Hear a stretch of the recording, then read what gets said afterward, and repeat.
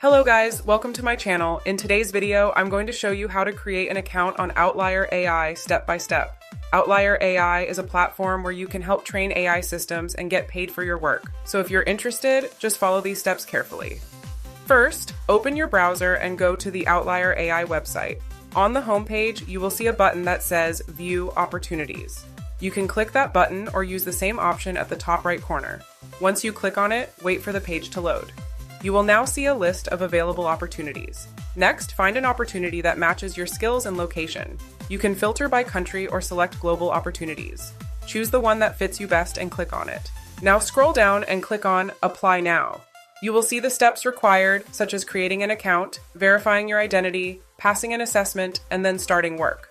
To create an account, you can either sign in with Google or enter your email address. If you choose email, click Continue and check your inbox for a login link. Now you need to create your profile. Enter your full name exactly as it appears on your government ID. Then select how you heard about the platform, choose your country, and enter your phone number.